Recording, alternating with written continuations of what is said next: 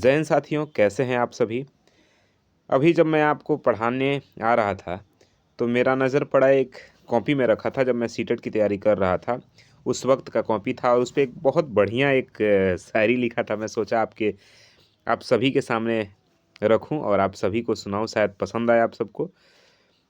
तो सुनिएगा कि रख हौसला वो मंज़र भी आएगा, रख हौसला वो मंज़र भी आएगा, प्यासे के पास चल के खुद समंदर भी आएगा। और थक कर ना बैठ वो मंजिल के मुसाफिर, थक कर ना बैठ वो मंजिल के मुसाफिर, मंजिल भी मिलेगी और मिलने का मज़ा भी आएगा। तो नमस्कार, मेरा नाम है विवेक पांडे और आप देखना शुरू कर चुके हैं टुडे एग्जाम स्टडी का यूट्यूब प्लेटफॉर्म। देखिए ये वो दौर था जब मैं सीटेट की तैयारी कर रहा था, वो 2019 में। और आज जब मैं नौकरी में हूँ, ड्रीम जॉब जिसको कहते हैं, मुझे शुरू से ही था शिक्षक बनना है, हाई स्कूल इंटर का शिक्षक बनना है और मैं बन भी गया। आप सबके प्यार और माँ बाप के आशीर्वाद से। चलिए खैर, बातें होते रहेंगी। आइए पहले क्वेश्चन पे चलते हैं। हम एसएसटी की तैयारी कर रहे हैं पेपर 2 के लिए सीटेट की, तो ये वीडियो बिल्कुल आपके लिए है। आइए शुरुआत करते हैं पहले क्वेश्चन के साथ। पहला क्वेश्चन है अभिकथन और कारण, आपको बताना है, ध्यान रखिएगा। पहला क्वेश्चन है कि अभिकथन है ऋग्वैदिक काल में राजाओं के पास अस्थायी सेनाएं नहीं होती थी। कारण है लोकसभा और समिति नामक परिषदों के माध्यम से राजा के कार्यों को नियंत्रित करते थे और जरूरत पड़ने पर सैन्य सहायता देते थे। तो आपको बताना है कथन और कारण क्या दोनों सही है।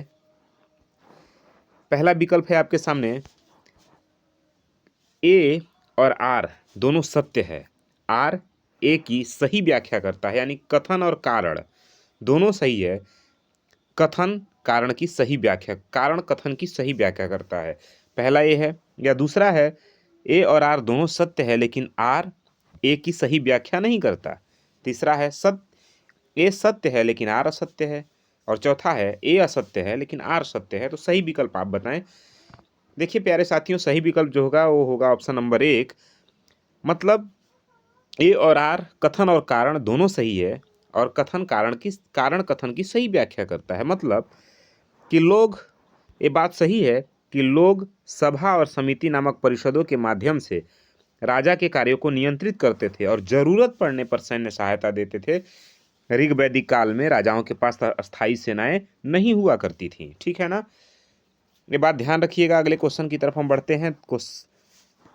देखिए इसका थोड़ा सा व्याख्या हम समझते हैं। प्रारंभिक वैदिक समाज में राजा की स्थिति उतनी मजबूत नहीं थी जितनी महाजनपद काल में थी। ठीक है ना, वैदिक काल में उतनी ठीक नहीं थी जितनी कि महाजनपद काल में थी। लोग राजा को स्वैच्छिक भेंट यानी बलि देते थे।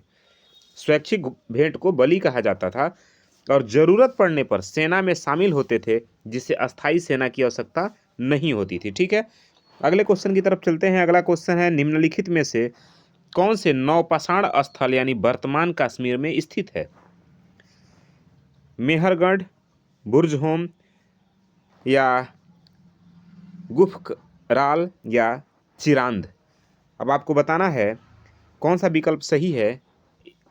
विकल्प ए कह रहा है ए और 2 दोनों सही है। बी कह रहा है कि 2 और 3 दोनों सही है। सी कह रहा है 3 और 4 दोनों सही है। और डी कहता है 1, 2 और 4 तीनों सही है। अब सही विकल्प आप बताइए कि सही विकल्प क्या होगा।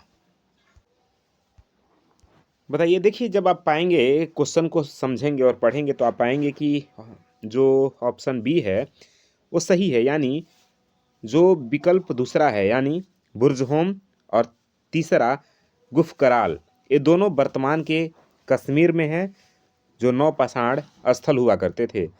देखिए बुर्जहोम और गुफकराल दोनों कश्मीर में महत्वपूर्ण नौपाषाण स्थल हैं जो गर्तवास और विशिष्ट मिट्टी के बर्तनों के लिए जाने जाते हैं। अगले क्वेश्चन की तरफ चलते हैं। अगला क्वेश्चन है हड़प्पा सभ्यता के संदर्भ में निम्नलिखित कथनों पर विचार करें। हड़प्पा सभ्यता के संदर्भ में आप निम्नलिखित कथनों पर विचार करें और बताएं कि कौन से कथन सही हैं। पहला कथन कह रहा है कि शहर दो या उससे अधिक हिस्सों में विभाजित थे। ऊपरी हिस्से को दुर्ग कहा जाता था। दूसरा है अधिकांश शहरों में नालियां ढकी हुई थी और घर की नालियां सड़क की नालियों से जुड़ी थी। तीसरा है लोगों को धातु विज्ञान का ज्ञान नहीं था। अब सही कथन का चयन करना है आपको कि एक और दो दोनों सही है, या दो और तीन दोनों सही है, या केवल एक और तीन सही है, या विकल्प डी कह रहा है कि एक, दो और तीन सभी सही है। तो देखिए, जैसा कि आप हड़प्पा सभ्यता को पढ़े हैं तो इसमें आप पाएंगे कि विकल्प ए सही है, यानी पहला और दूसरा। शहर दो या दो से अधिक हिस्सों में विभाजित थे। ऊपरी हिस्से को दुर्ग कहा जाता था। ठीक है ना। अधिकांश शहरों में नालियां ढकी हुई थी और घर की नालियां सड़क की नालियों से जुड़ी हुई थी। ये भी बात सही है, लेकिन ये बात गलत है कि लोगों को धातु विज्ञान का ज्ञान नहीं था, क्योंकि बहुत सारी धातुओं की भी वस्तुएं वहां से प्राप्त हुई हैं। ठीक है ना। चलिए अगले क्वेश्चन की तरफ चलते हैं। देखिए, कथन तीसरा असत्य है, क्योंकि हड़प्पा सभ्यता कांस्य युगीन सभ्यता थी। और कांस्य किसका बनता है? तो तांबे और टीन को मिलाकर के कांस्य का निर्माण होता है। इसका मतलब ये बात बिल्कुल गलत है कि उस समय लोगों को धातुओं का ज्ञान नहीं था। चलिए अगले क्वेश्चन की तरफ बढ़ते हैं। अगला क्वेश्चन है, महायान बौद्ध धर्म के विकास के साथ बौद्ध धर्म में क्या परिवर्तन लाए? अब आपको बताना है, बुद्ध की मूर्तियों की पूजा शुरू हुई, बोधिसत्वों की अवधारणा विकसित हुई, या संस्कृत भाषा का उपयोग शुरू हुआ। कौन सा विकल्प सही है? ए, बी, सी और डी में से आपको बताना है। केवल एक सही है, या एक और दो दोनों सही है, या दो और तीन दोनों सही है, या एक, दो और तीन सभी सही है। देखिए भाई, इसके सभी विकल्प सही है, यानी ऑप्शन नंबर डी राइट है। महायान बौद्ध धर्म के विकास के साथ बुद्ध की मूर्तियों की पूजा भी शुरू हो गई, बोधिसत्व की अवधारणा भी विकसित हुई, और संस्कृत भाषा का उपयोग भी शुरू हो गया। तो सभी विकल्प आपके सही हैं। ठीक है। वीडियो पसंद आ रहे हो तो इसको अधिक से अधिक लोगों तक शेयर करें, ताकि मुझे भी मोटिवेशन मिले। और अगर आपके कोई क्वेश्चन है तो कमेंट बॉक्स में ज़रूर पूछिएगा। अगले क्वेश्चन की तरफ चलते हैं। मन लगा के पढ़िए। देखिए, एक और भी बात है, आप वीडियो लाइक करें चाहे ना करें, चैनल को सब्सक्राइब करें या ना करें, लेकिन आपका मेन मकसद है पढ़ना। पढ़िए, सीटेट क्वालिफाई कर गए, सबसे बड़ा उपहार होगा हमारे लिए आप सभी के प्रति। ठीक है ना।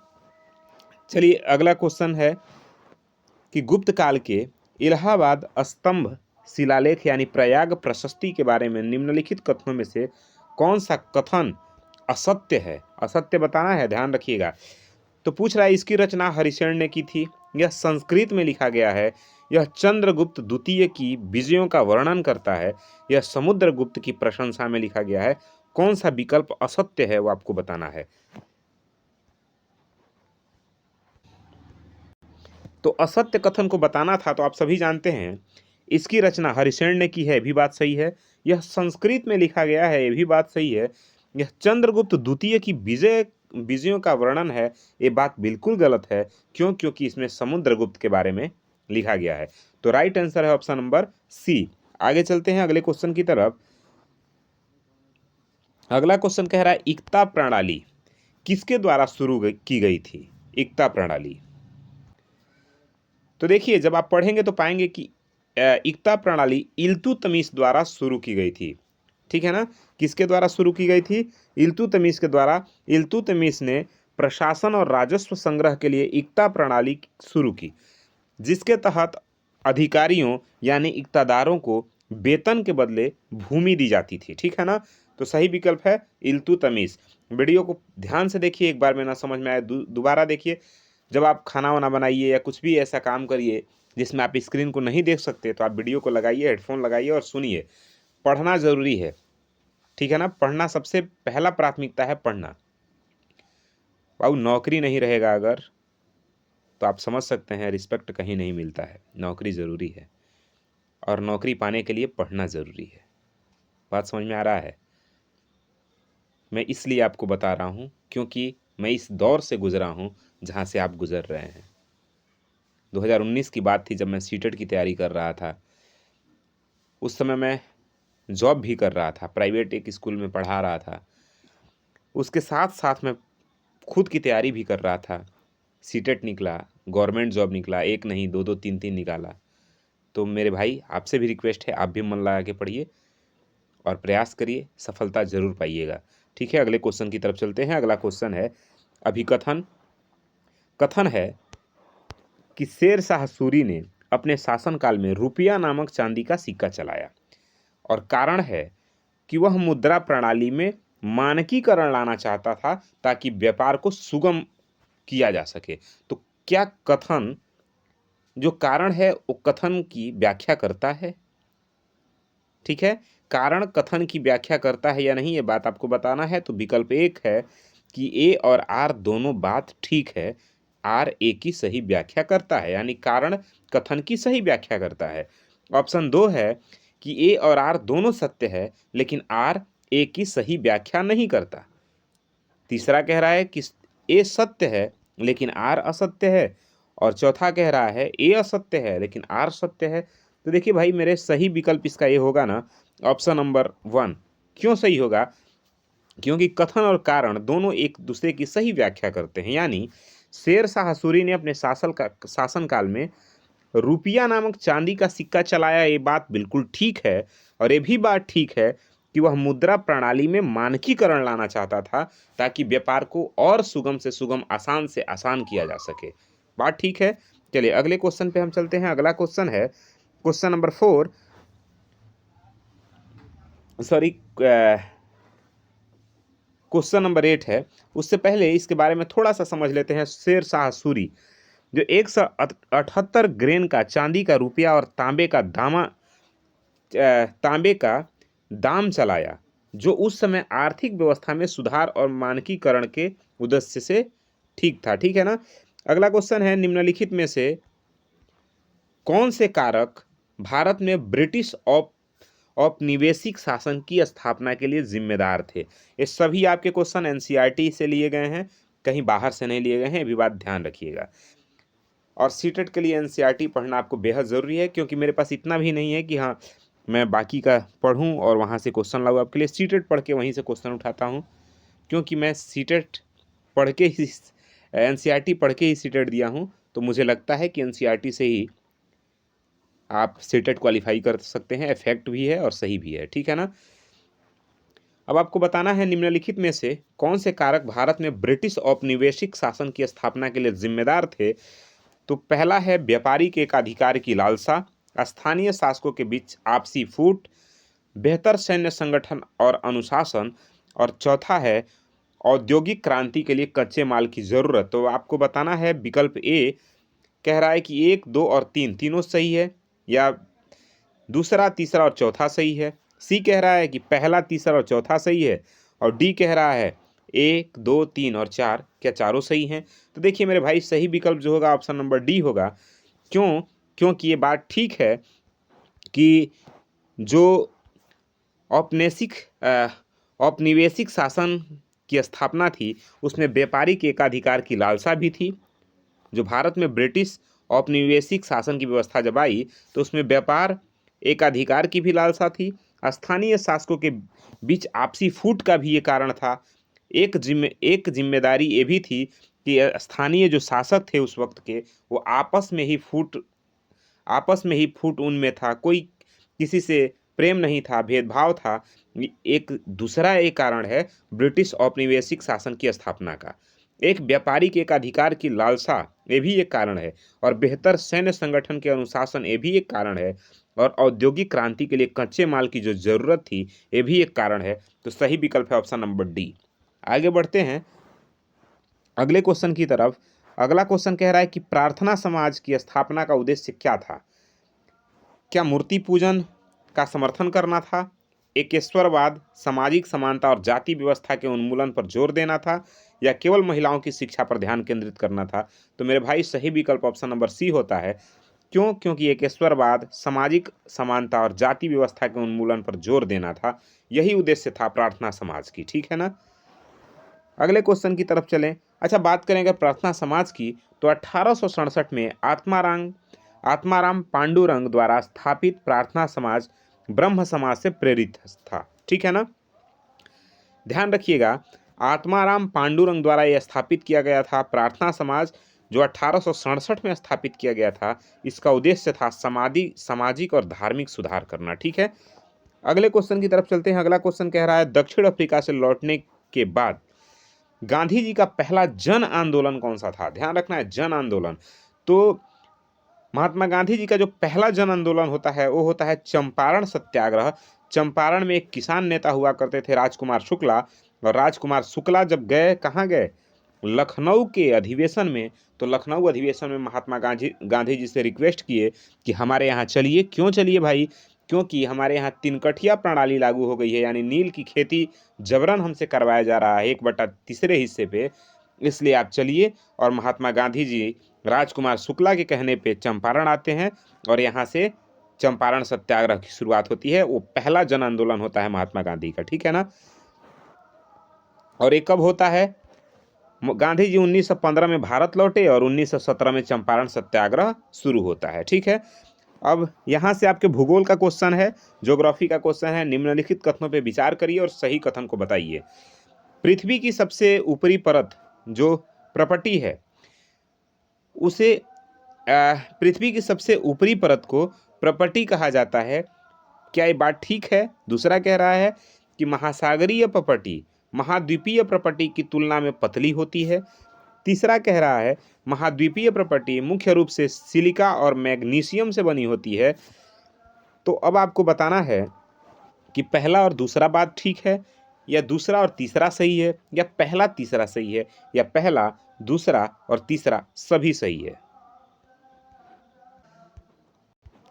तो देखिए मेरे भाई, जो सही विकल्प होगा ना, ऑप्शन नंबर 1 होगा। क्यों 1 होगा? क्योंकि पहला और दूसरा कथन दोनों सही है।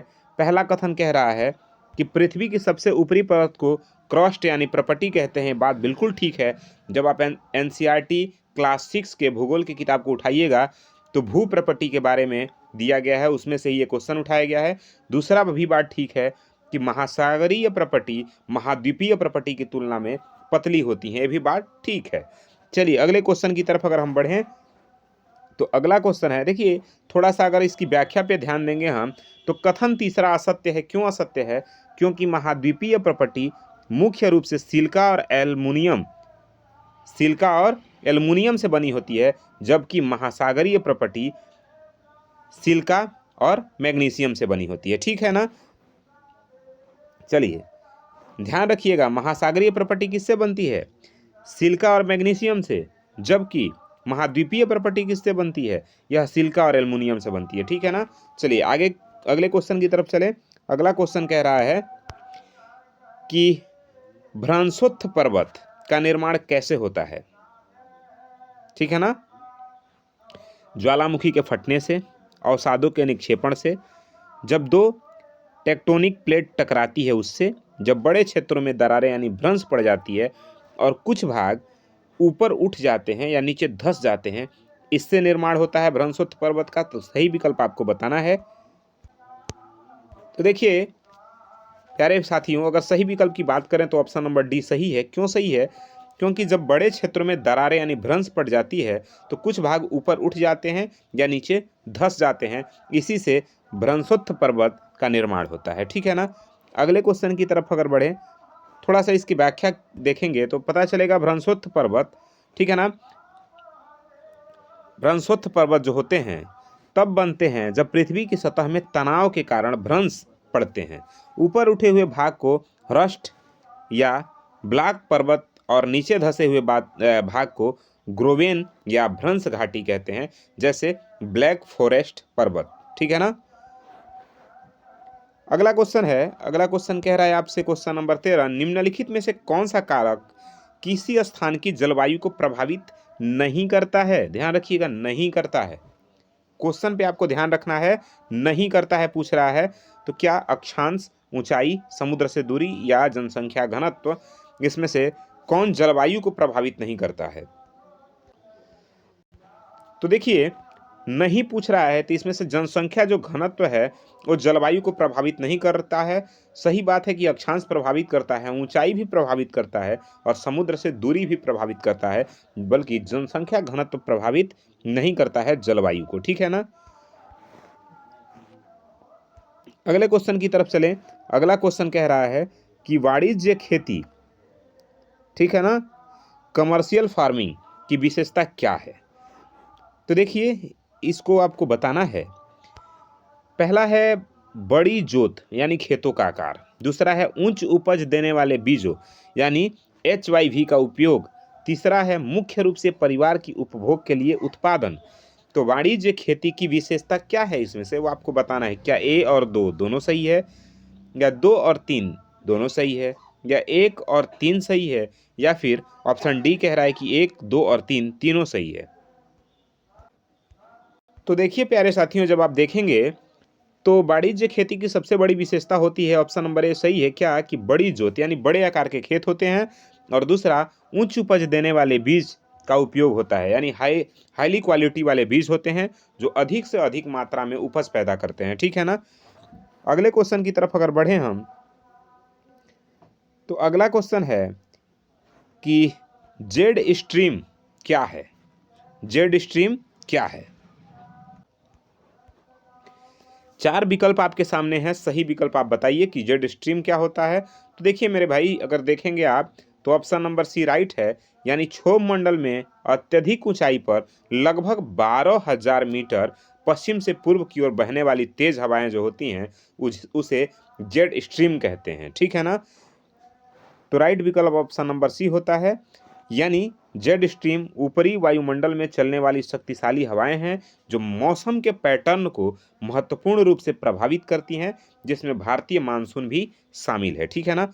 अगले क्वेश्चन की तरफ चलें। अगला क्वेश्चन कह रहा है कि ग्रेट लेक्स सुपीरियर, बताइए क्वेश्चन है कि Great Lakes Superior, Michigan, Huron, Erie और ओंटारियो किस महाद्वीप में स्थित है। तो देखिए मेरे भाई, इसका जो सही विकल्प होगा वो ऑप्शन नंबर सी होगा, यानी उत्तरी अमेरिका में। आप जितने भाई बहन प्यारे साथी देख रहे हैं, वीडियो को लाइक भी करते जाइए, चैनल पर नए आए हैं तो सब्सक्राइब कर लीजिए। लेकिन हाँ, शर्त इतनी है, अगर आपको वीडियो पसंद आ रहा है तभी लाइक करना है, नहीं आ रहा है कोई बात नहीं, आप हमें कमेंट करके ज़रूर बताइए कि आपको ये वीडियो क्यों नहीं पसंद आ रहा है, आपको किस तरह के वीडियो और चाहिए। ठीक है ना। चलिए आगे बढ़ते हैं। हाँ, यदि पसंद आ रहे हैं तो आप का जो लाइक है वो हमारे लिए मोटिवेशन का काम करता है। ठीक है ना। ताकि देखिए, मैं भी जब कॉलेज से आता हूँ, थक जाता हूँ, फिर भी आप सभी प्यारे भाइयों के लिए मेहनत करता हूँ, PDF बनाता हूँ, कंटेंट तैयार करता हूँ और आपको वीडियो रिकॉर्ड करके देता हूँ। रात को 10-11 बजे तक आपको मैं वीडियो रिकॉर्ड करके भेजता हूँ। ठीक है। फिर सुबह में 4 बजे से उठ के, यही शेड्यूल है, फिर 9 बजते बजते हम निकल जाते हैं यहाँ से। ठीक है ना। तो अगर आपको पसंद आ रहे हो तो ज़रूर से लाइक करिएगा। ठीक है। अगले क्वेश्चन पे हम चलते हैं। अगला क्वेश्चन है, देखिए इसकी अगर व्याख्या की बात करें तो ये पांचों झील हैं। ये पांचों झीलें उत्तरी अमेरिका यानी US कनाडा सीमा पर स्थित हैं और ताजे पानी का दुनिया का सबसे बड़ा सतह क्षेत्र बनाती हैं। ठीक है ना। चलिए अगले तरफ क्वेश्चन की तरफ चलते हैं। कथन और कारण वाला प्रश्न है।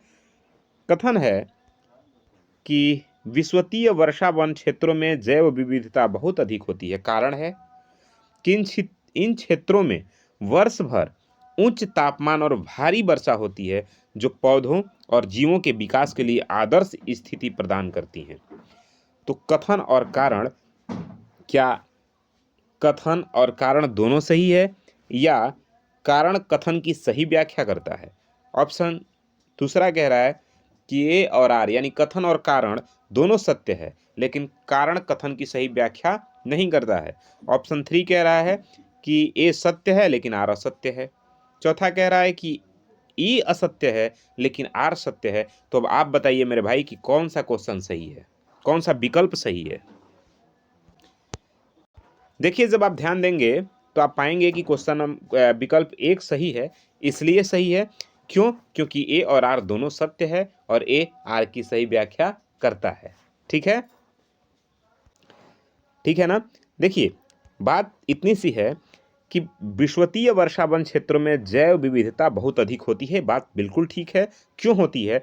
क्योंकि इन क्षेत्रों में वर्ष भर उच्च तापमान और भारी वर्षा होती है, जो पौधों और जीवों के विकास के लिए आदर्श स्थिति प्रदान करती हैं। तो कथन और कारण दोनों सही है, और कथन कारण कथन की सही व्याख्या करता है। ठीक है ना। अगले क्वेश्चन की तरफ चलते हैं। अगला क्वेश्चन कह रहा है कि निम्नलिखित में से कौन सा द्वितीयक क्षेत्र की आर्थिक गतिविधि का उदाहरण है। द्वितीयक क्षेत्र यानी सेकेंडरी सेक्टर की आर्थिक गतिविधि का उदाहरण इनमें से कौन सा है? मछली पकड़ना, बैंकिंग सेक्टर, या कपास से कपड़ा बनाना यानी टेक्सटाइल मैन्युफैक्चरिंग जो होता है, या फिर एग्रीकल्चर यानी कृषि। तो अब आपको बताना है सही विकल्प क्या है द्वितीयक क्षेत्र का, द्वितीयक क्षेत्र के आर्थिक गतिविधि का। ठीक है ना। देखिए, इसका जो सही विकल्प होगा ना, वो होगा कपास से कपड़ा बनाना यानी टेक्सटाइल मैन्युफैक्चरिंग। ठीक है ना। ये विकल्प सही होगा किसका? द्वितीयक क्षेत्र का, यानी सेकेंडरी सेक्टर के आर्थिक गतिविधि का। देखिए, द्वितीयक क्षेत्र जैसे कच्चे माल को तैयार उत्पादों में बदलना ही यानी विनिर्माण ही, ठीक है ना, द्वितीयक क्षेत्र कहलाता है। मछली पकड़ना, खेती करना यानी कृषि, मछली पालन, ये सभी प्राथमिक क्षेत्र हैं। और बैंकिंग तो तृतीयक क्षेत्र है। ठीक है ना। बैंकिंग तृतीयक क्षेत्र है, यानी मछली पकड़ना और खेती करना यानी प्राथमिक क्षेत्र कच्चा माल तैयार करना। सेकेंडरी सेक्टर कच्चे माल से पक्का माल तैयार करना, कच्चे माल को तैयार करके उसको उत्पाद में बदलना। ठीक है ना। वो सेकेंडरी सेक्टर कहलाता है। और बैंकिंग सेक्टर एक तृतीयक क्षेत्र है। ठीक है ना। आगे बढ़ते हैं। भारत में लू किस प्रकार की पवन है? भारत में लू किस प्रकार की पवन है आपको बताना है। तो देखिए, ऑप्शन नंबर सी राइट है, क्योंकि गर्म और शुष्क स्थानीय पवन को ही लू कहते हैं भारत में। ठीक है ना। लू चलना आप जानते हैं, गर्मी के मौसम में आप देखते होंगे ऐसे झिमझिमाहट जैसे लगता है, गर्म हवा चलती है, नाक सूख जाता है। ठीक है। लू उत्तरी भारत के मैदानों में गर्मियों के दौरान चलने वाली अत्यधिक गर्म और शुष्क हानिकारक स्थानीय हवाएं हैं। ठीक है ना। क्वेश्चन नंबर 20 है कि ज्वालामुखी के प्रकारों को उनकी सक्रियता के आधार पर सही क्रम में व्यवस्थित करें। सबसे सक्रिय से सबसे कम सक्रिय, मतलब ज्वालामुखी के प्रकारों की सक्रियता के आधार पर सही क्रम में उसको व्यवस्थित करना है। सबसे पहले सबसे सक्रिय, फिर उससे कम, उससे कम। ठीक है ना। तो सही विकल्प है वो है ऑप्शन नंबर ए, ज्वालामुखी सबसे सक्रिय, फिर सुप्त और फिर मृत, एक क्रम है। ठीक है ना। देखिए, सक्रिय ज्वालामुखी अक्सर फटते हैं, सक्रिय ज्वालामुखी अक्सर फटते हैं, और सुप्त लंबे समय से शांत हैं लेकिन फट सकते हैं। और मृत ज्वालामुखी के फिर से फटने की संभावना नहीं है। बात समझ में आ रहा है। सक्रिय ज्वालामुखी फटते रहते हैं, सुप्त ज्वालामुखी लंबे समय बाद शांत तो है पर लंबे समय बाद फट सकता है, लेकिन मृत ज्वालामुखी के फटने की संभावना नहीं रहती है। आगे बढ़ते हैं। अब हम पॉलिटिकल साइंस के क्वेश्चन करेंगे। नागरिक शास्त्र और राजनीतिक विज्ञान के क्वेश्चन है। पहला ही क्वेश्चन है आपके लिए, भारतीय संविधान की धर्मनिरपेक्षता की अवधारणा के बारे में निम्नलिखित में से कौन सा कथन सही नहीं है? ध्यान रखिएगा, नहीं है, सही नहीं है, वो बताना है। देखिए, इसका विकल्प बी सही नहीं है। क्यों सही नहीं है? कि राज्य धर्म के मामलों में हस्तक्षेप नहीं कर सकता। ये बात सही नहीं है धर्मनिरपेक्षता के मामले में। ठीक है ना। देखिए, भारतीय धर्मनिरपेक्षता राज्य को सामाजिक सुधारों या धार्मिक कुरीतियों जैसे छुआछूत, भेदभाव के मामलों में सैद्धांतिक हस्तक्षेप करने की अनुमति देता है। हमारा सिद्धांत, हमारा संविधान इन्हें हस्तक्षेप करने की अनुमति देता है। पूर्ण अलगाव जैसे पश्चिमी मॉडल में है, भारतीय मॉडल में वैसी व्यवस्था नहीं है। अगले क्वेश्चन पे चलते हैं। समानता का अधिकार में कौन से प्रावधान शामिल हैं? बताना है समानता के अधिकार में कौन से प्रावधान शामिल नहीं है। कानून के समक्ष समानता, अस्पृश्यता का अंत, अब उपाधियों का अंत, धार्मिक स्वतंत्रता। अब विकल्प है कि 1 और 2 और 3 तीनों सही है, या 2, 3 और 4 सही है, या फिर 1, 3 और 4 सही है, या फिर 1, 2, 3 और 4 सभी सही हैं। तो देखिए मेरे भाई, सही विकल्प होता है ऑप्शन नंबर 1। क्यों? क्योंकि 1, 2 और 3 ये तीनों बात सही है, यानी समानता के अधिकार में ये प्रावधान है कि उपाधियों का अंत, स्पृश्यता का अंत यानी छुआछूत का अंत, और कानून के समक्ष सबको समानता है। ठीक है ना। चलिए देखिए, ये आपके समानता का अधिकार अनुच्छेद 14 से लेकर 18 तक है, जिसमें 1 और 2, 3 शामिल हैं। धार्मिक स्वतंत्रता अनुच्छेद 25 से 28 के तहत एक अलग मौलिक अधिकार है। ठीक है ना। अगला क्वेश्चन है भारत के महान न्यायवादी। ठीक है ना। भारत के महान न्यायवादी के पद के बारे में निम्नलिखित कथनों पर विचार करें और बताएं कि कौन से कथन सही हैं। कह रहा है कि वह भारत सरकार का मुख्य कानूनी सलाहकार होता है, उसे संसद के दोनों सदनों की कार्यवाही में भाग लेने का अधिकार है, वह संसद में मतदान कर सकता है। अब कौन से विकल्प सही हैं? पहला और दूसरा सही है, दूसरा और तीसरा सही है, 1 और 3 सही है, या केवल 1 सही है? तो देखिए मेरे भाई, सही विकल्प ऑप्शन नंबर 1 है, यानी पहला और दूसरा दोनों सही हैं। वह भारत सरकार का कानूनी सलाहकार होता है और संसद के दोनों सदनों की कार्यवाही में भाग लेने का अधिकार है। ठीक है ना। लेकिन वह संसद में मतदान नहीं कर सकता, मतदान करने का अधिकार नहीं है। ठीक है ना। और महान न्यायवादी अनुच्छेद 76 के तहत यानी 76 के तहत संसद में महान न्यायवादी अनुच्छेद 76 को संसद में बोलने और भाग लेने का अधिकार है, लेकिन अनुच्छेद 88 के तहत उसे मतदान करने का अधिकार नहीं है। पूछा जाए महान न्यायवादी को मतदान करने का अधिकार किस अनुच्छेद के तहत नहीं है, तो अनुच्छेद 88 के तहत। और बोलने और संसद में भाग लेने का अधिकार किस अनुच्छेद के तहत है, तो 76 के तहत। ठीक है ना। अगले क्वेश्चन की तरफ चलते हैं। अगला क्वेश्चन है पंचायती राज व्यवस्था किस सिद्धांत पर आधारित है? केंद्रीकरण, नौकरशाही, लोकतांत्रिक विकेंद्रीकरण या राजशाही? तो पंचायती राज व्यवस्था लोकतांत्रिक विकेंद्रीकरण के सिद्धांत पर आधारित है। ठीक है ना। ऑप्शन नंबर सी सही विकल्प है। आप सभी जानते हैं कि पंचायती राज संस्था 73वें संविधान संशोधन यानी आपके सरदार स्वर्ण सिंह समिति की अनुशंसा पे नहीं, सरदार स्वर्ण सिंह समिति की अनुशंसा पे आपके तो मौलिक कर्तव्य आते हैं। ठीक है ना। 73वें संविधान संशोधन का मुख्य उद्देश्य निचले स्तर तक सत्ता का विकेंद्रीकरण करना है, ताकि स्थानीय लोग स्वयं शासन में भाग ले सकें। देखिए ध्यान रखिएगा, ये जो पंचायती राज व्यवस्था शुरू होती है आपके, ये होती है राजस्थान के नागौर से। ठीक है ना। राजस्थान के नागौर से शुरू होती है और इसे पंडित जवाहरलाल नेहरू के द्वारा शुरू किया जाता है। ठीक है। अगले क्वेश्चन की तरफ चलते हैं। अगला क्वेश्चन है मौलिक कर्तव्यों को संविधान में शामिल करने की सिफारिश किस समिति ने की? तो अभी राइट आंसर है सरदार स्वर्ण सिंह समिति। ठीक है। 42वें संविधान संशोधन 1976 के द्वारा। अब कथन और कारण वाला क्वेश्चन है। कथन है भारत एक गणराज्य है। कारण है भारत का राष्ट्राध्यक्ष यानी राष्ट्रपति वंशानुगत नहीं होता, बल्कि जनता द्वारा चुना जाता है। तो देखिए कौन से विकल्प सही हैं? ए और आर दोनों सही हैं। ए आर की सही व्याख्या करता है, या फिर दोनों गलत हैं, या फिर एक सही है दूसरा गलत है? आप विकल्प बताइए। देखिए इसका सही विकल्प जो होगा वो ऑप्शन नंबर 1 होगा। क्यों होगा? क्योंकि भारत के राष्ट्राध्यक्ष यानी राष्ट्रपति वंशानुगत नहीं आते हैं, यह चुने जाते हैं। ठीक है ना। हम जिस जनप्रतिनिधि को चुन के भेजते हैं, हम यानी जनता जिस जनप्रतिनिधि को चुन के भेजता है वह राष्ट्रपति को चुनता है। ठीक है ना। तो इसीलिए यह वंशानुगत नहीं है और भारत एक रिपब्लिक है। ये बात बिल्कुल ठीक है। ठीक है ना। चलिए अगले क्वेश्चन पे चलते हैं।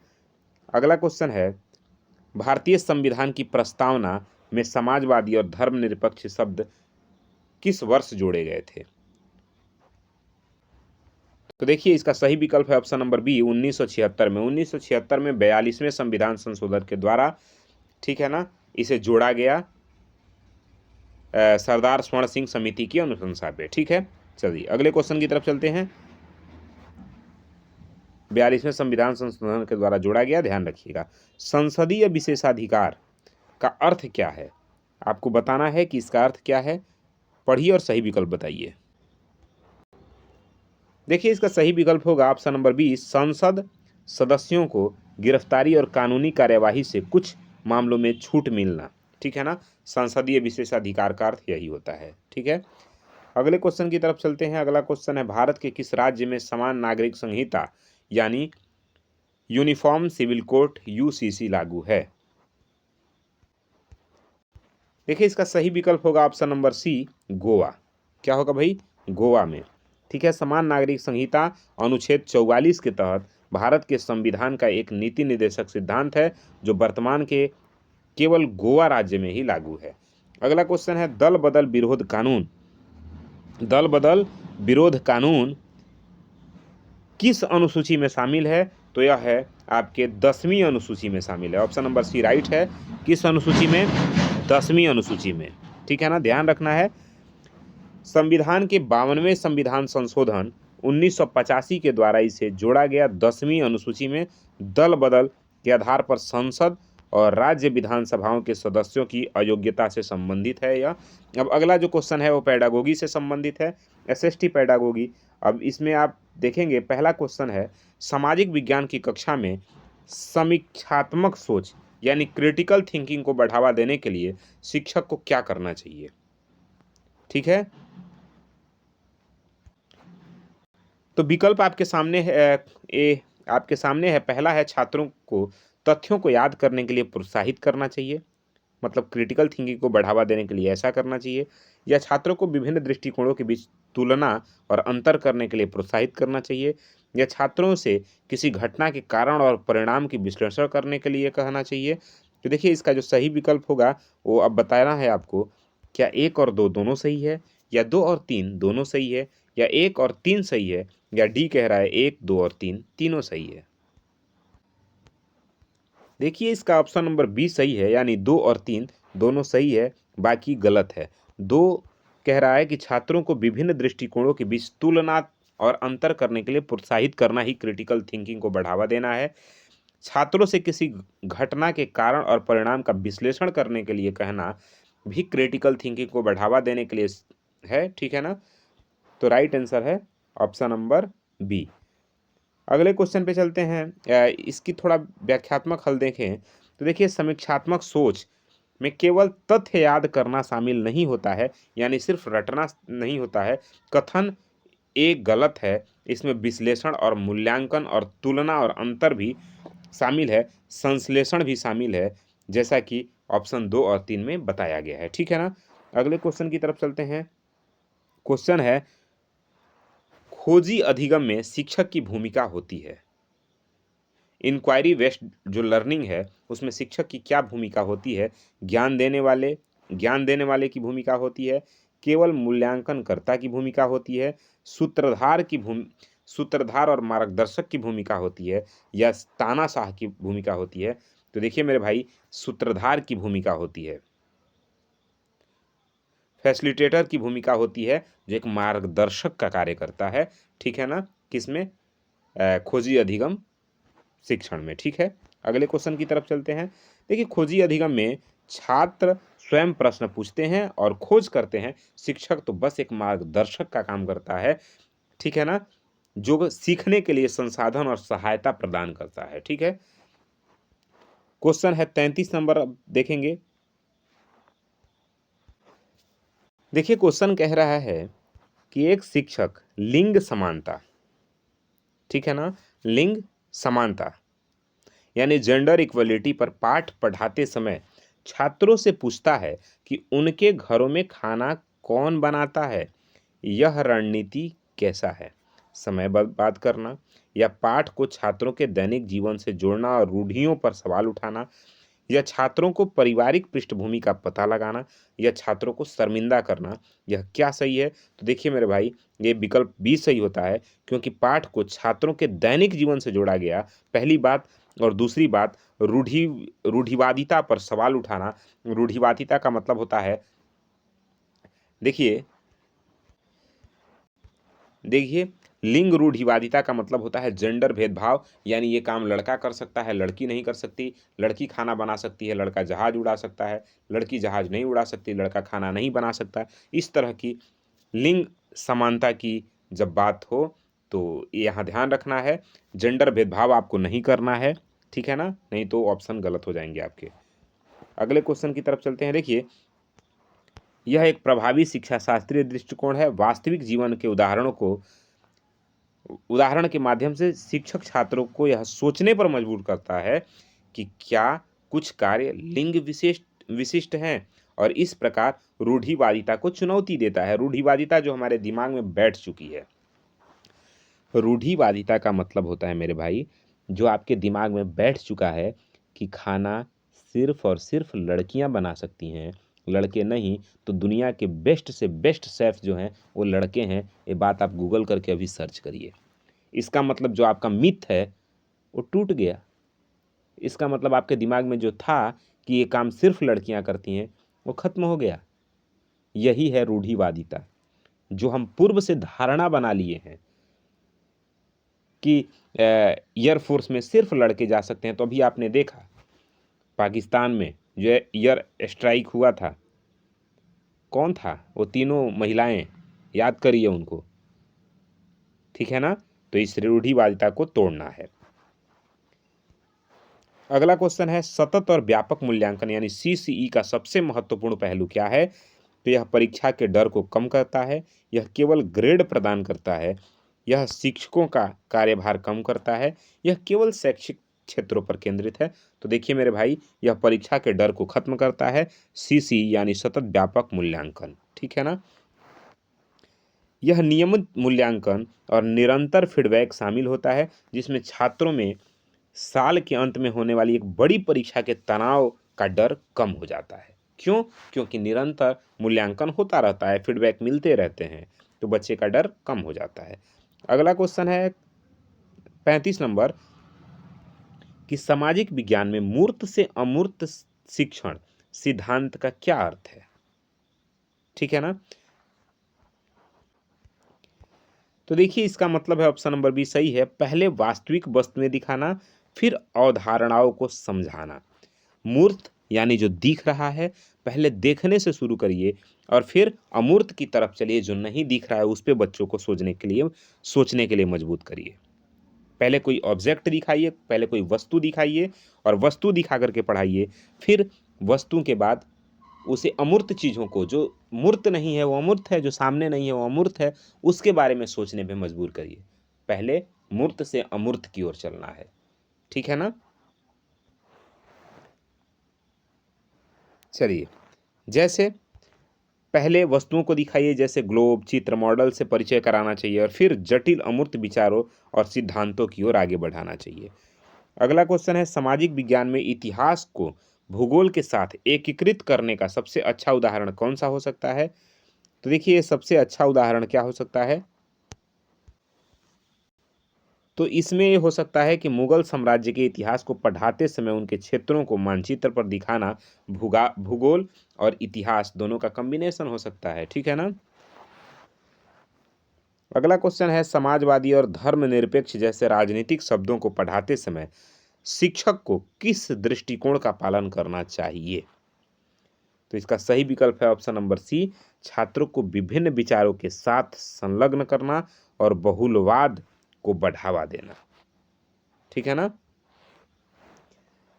अगला क्वेश्चन है, रचनावाद के अनुसार सामाजिक विज्ञान सीखने में छात्र ज्ञान के निष्क्रिय प्राप्त करता है या ज्ञान के सक्रिय निर्माता हैं जो अपने अनुभवों से सीखते हैं, ठीक है ना? या केवल शिक्षक पर निर्भर हैं या केवल पाठ्य पुस्तक पर निर्भर हैं? तो देखिए, सही बात यह है कि ज्ञान के सक्रिय निर्माता हैं जो अपने अनुभव से सीखते हैं। किसके अनुसार? रचनावाद के अनुसार। ठीक है ना? अब आप कमेंट करके हमें बताइए कि रचनावाद सिद्धांत के जनक कौन है। ठीक है, रचनावाद के जनक कौन है, रचनावाद के पक्षधर कौन कौन से मनोवैज्ञानिक हैं, वो आप बताइए कमेंट बॉक्स में हमें। अगले क्वेश्चन की तरफ चलते हैं। अगला क्वेश्चन है कि यदि कक्षा में कुछ छात्र बहुत तेज गति से सीखते हैं और कुछ बहुत धीमी गति से सीखते हैं तो एक शिक्षक को क्या करना चाहिए? तो देखिए, सही बातें हैं, एक शिक्षक को विभेदित निर्देश का उपयोग करना है और व्यक्तिगत जरूरतों के अनुसार शिक्षण को अनुकूलित करना है। ठीक है ना? अगला क्वेश्चन है, फॉर्मेटिव असेसमेंट का उपयोग किस दौरान किया जाता है? फॉर्मेटिव असेसमेंट का उपयोग किस दौरान किया जाता है? तो देखिए, यह किया जाता है, यह आपके किया जाता है शिक्षण अधिगम प्रक्रिया के दौरान। कब किया जाता है?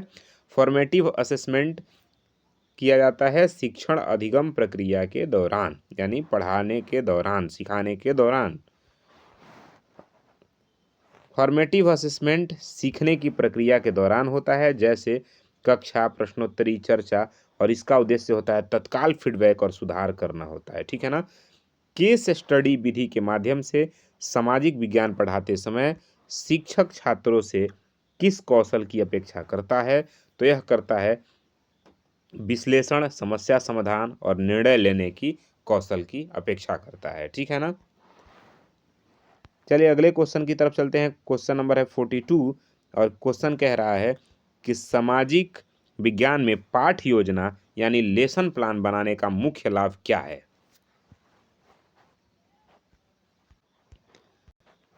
देखिए, इसका सही विकल्प होगा ऑप्शन नंबर बी। यह शिक्षण अधिगम प्रक्रिया को व्यवस्थित, उद्देश्यपूर्ण और प्रभावी बनाता है। ठीक है ना?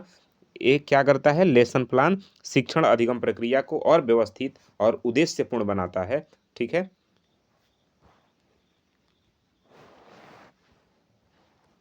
अगले क्वेश्चन की तरफ चलते हैं। क्वेश्चन है, एक शिक्षक कक्षा में लोकतंत्र विषय पर चर्चा शुरू करना चाहता है, सबसे प्रभावी शुरुआती बिंदु क्या हो सकता है? तो यह हो सकता है कक्षा मॉनिटर चुनने के लिए एक छोटा सा चुनाव आयोजित करना।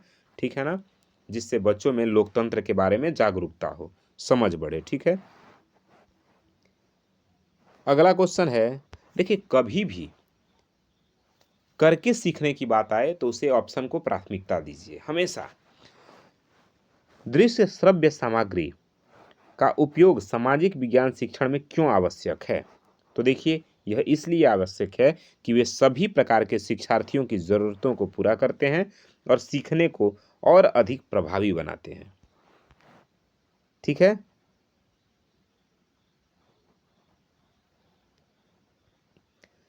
अगला क्वेश्चन है, सामाजिक विज्ञान में समस्या समाधान यानी प्रॉब्लम सॉल्विंग विधि का उपयोग करते हुए निम्नलिखित में से कौन सा कदम तार्किक क्रम में होना चाहिए? तो आपको बताना है, 5 ऑप्शन है आपके, 5 विकल्प है। समस्या की पहचान, डेटा संग्रह, संभावित समाधान, समाधान लागू करना, फिर मूल्यांकन। कौन से विकल्प सही हैं? 1 2 3 4 पाँचों सही हैं, या 1 3 2 4 5, यानी किस क्रम में आपका होना चाहिए? देखिए फिर से समझिए, सामाजिक विज्ञान में समस्या समाधान विधि जो है वह किस क्रम में होना चाहिए? तो देखिए, सबसे पहले होना चाहिए समस्या की पहचान। आप समस्या को पहचानें, फिर उसका डेटा कलेक्शन करें, डेटा संग्रह करें, फिर संभावित समाधान निकालें, फिर समाधान लागू करें और फिर उसका मूल्यांकन करें कि वो समस्या खत्म हुई या नहीं हुई। ठीक है ना? तो सही विकल्प है ऑप्शन नंबर ए। आगे चलते हैं, सतत शब्द सीसीई में क्या दर्शाता है? तो देखिए, यह दर्शाता है वर्ष के दौरान नियमित और आवधिक मूल्यांकन करना, यानी लगातार हमने मूल्यांकन किया कि नहीं किया, वही दर्शाता है। ठीक है, क्वेश्चन नंबर है 47। सामाजिक विज्ञान की कक्षा में सहमति बनाने पर जोर देना किस मूल्य को बढ़ावा देता है? तो यह देता है आपके यह देता है आपके ऑप्शन नंबर सी यानी लोकतंत्र और सहयोग को बढ़ावा देता है। अगले क्वेश्चन की तरफ चलें। बुद्धिस्ट शिक्षा के मुख्य उद्देश्य क्या थे? तो देखिए यह थे व्यक्ति के नैतिक और आध्यात्मिक विकास पर ध्यान केंद्रित करना ही बुद्धिस्ट शिक्षा का मुख्य उद्देश्य था। अगले क्वेश्चन की तरफ हम चलते हैं। अगला क्वेश्चन है 49। निम्नलिखित में से कौन सा एक अच्छे सामाजिक विज्ञान प्रश्न की विशेषता नहीं है? ध्यान रखना, नहीं है। नहीं वाले क्वेश्चन बहुत जल्दी गलत हो जाते हैं। देखिए ऑप्शन नंबर बी राइट है, प्रश्न केवल तथ्य आधारित होना चाहिए, ये बात सही नहीं है। एक अच्छे सामाजिक विज्ञान प्रश्न की विशेषता ये नहीं होनी चाहिए कि केवल तथ्य आधारित होना चाहिए, ये बात सही नहीं है। बच्चों को सोचने पे मजबूर करिए, क्रिटिकल थिंकिंग वाली बात होनी चाहिए। ठीक है। अगला क्वेश्चन है, सामाजिक विज्ञान की कक्षा में मौखिक प्रस्तुतिकरण का उपयोग किस कौशल का आकलन करने के लिए सबसे अच्छा है? तो यह होता है संचार और बोलने के कौशल का आकलन करने के लिए सबसे अच्छा होता है। अगला क्वेश्चन है, सामाजिक विज्ञान में लघु अवधि परीक्षण का प्राथमिक उद्देश्य क्या होता है? तो इसका सही विकल्प है ऑप्शन नंबर बी, नियमित अंतराल पर सीखने की प्रगति का जांच करना, यानी फॉर्मेटिव असेसमेंट का हिस्सा होता है। ठीक है, तो अब चलिए सही विकल्प है ऑप्शन नंबर बी। अगले क्वेश्चन पे चलते हैं, क्वेश्चन नंबर 52।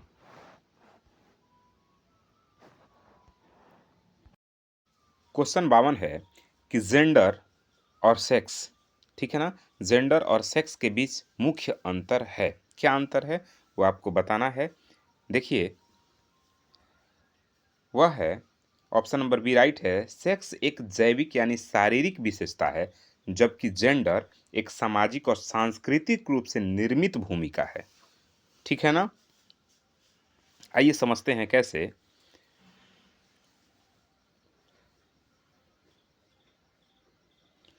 देखिए सेक्स जन्म के समय निर्धारित जैविक अंतर है, जबकि जेंडर समाज द्वारा पुरुषों और महिलाओं के लिए निर्धारित भूमिकाएं और अपेक्षाएं हैं। देखिए सेक्स का मतलब हुआ आप मेल हैं या फीमेल हैं, बस इतनी सी। लेकिन जेंडर का मतलब हुआ कि जो जो समाज के द्वारा जो पुरुषों और महिलाओं के लिए भूमिका निर्धारित कर दी गई है कि ये महिलाओं की भूमिका है, पुरुषों की भूमिका है, ये पुरुष कर सकते हैं। मतलब जैसे आपके दिमाग में बात आए कि घर में आपके खाना कौन आज बनाएगा, तो सबसे पहला विचार आएगा मम्मी या बहन, या मतलब महिलाओं के लिए। कभी ये नहीं आएगा पापा बनाएंगे या हम बनाएंगे।